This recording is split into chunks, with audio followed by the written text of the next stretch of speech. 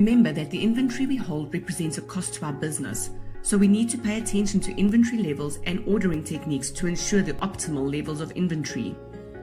Determining when to order is dependent on two factors: demand and lead time. As we know, not all inventory sells at the same rate.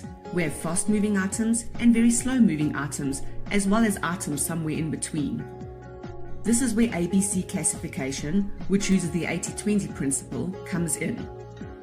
Here we classify inventory as either A, B or C inventory, depending on their order frequency and value.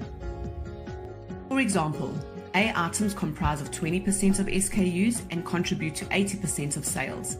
B items comprise of 30% of SKUs and contribute to 15% of sales, while C items comprise 50% of SKUs and contribute to 5% of the sales. Simply put, ABC classification assists us in determining our order policies. So for example, we will want to order A items very frequently so that we don't carry large inventories. When calculating inventory replenishment, we need to start with an understanding of the base stock systems, which is calculated by adding the current inventory levels to the anticipated demand to the safety stock.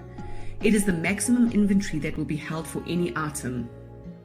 Two concepts that we need to understand when determining how much and when to order are ordering costs and carrying costs. It stands to reason that the larger the quantity per order, the less the ordering cost. But of course, this means a larger amount of inventory which will be held, which will result in larger carrying costs. So how do we establish the ideal or most cost-effective balance between ordering frequency and inventory levels? The economic order quantity, EOQ, theory was developed to help us solve just this exact problem.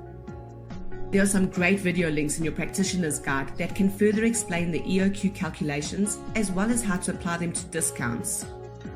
With any ordering technique, it is important to remember the rolling schedule concept. As time goes on, new orders come in, existing orders change, and so forth.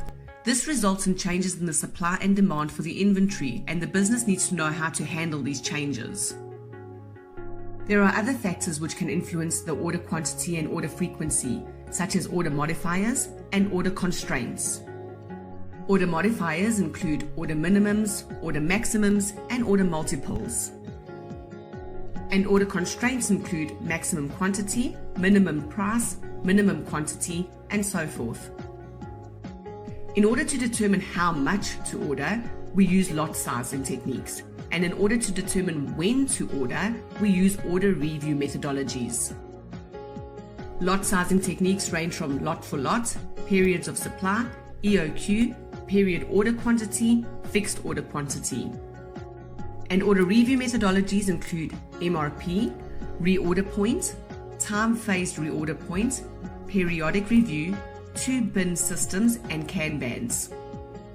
Although technology drives these reorder points, it is good to have an understanding of these inventory replenishment rules that can assist in maximizing company profits.